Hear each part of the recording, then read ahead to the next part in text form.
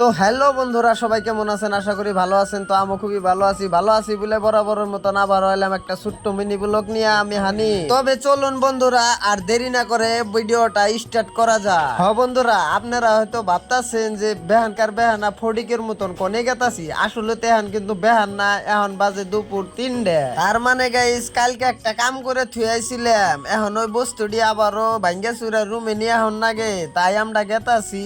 কিন্তু গাইস, আজকে কিন্তু আমাগো গাড়িতে ড্রাইভার নাই, আমাগো মালিকে নিজে গাড়ি চালিবেন নিছে। এত স্পিড চালিবেন নিছে, আমার ভিতরে খালি ধকর বকর করতেছে গাইস। হ গাইস, নাগে জানি আজকে আমাগো নগে আঙ্গো মালিকে পুরান রাখ খাড়িবেন নিছে। তেজ মারছে গাইস, দিনে দুপুরে আবার কালা ভূত আইলো কোন থেকে।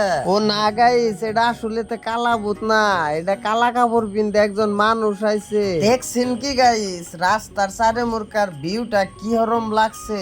আমার কাছে কিন্তু খুবই ভাল লাগছে, একদমই আমাগো আসাম আসাম লাগতাছে। কিন্তু গাইস, এটা কিন্তু আসাম না, এটা আসলেতেই কেরালা। হ গাইস, আমার কাছে কিন্তু খুবই ভালো লাগে, কারণ আমাগো আসামের নেগালি রাস্তার বার দিয়া সুন্দর সুন্দর বড় বড় নারকেল গাছও আছে। হ গাইস, আমি যদি আগে জানতাম যে কেরালা জায়গাটা এত সুন্দর, তাইলে আমি মোটামুটি 10 বছর আগে আইয়া পড়তাম। আরেকটা কথা বন্ধুরা, আমাগো মালিক যে এত সুন্দর করে গাড়ি চালায় তা আমি আগে জানি না। ইম্বুরা দেখছেন কি গাইস, আমাগো মুডু ভাইয়ের কাণ্ড কারখানা।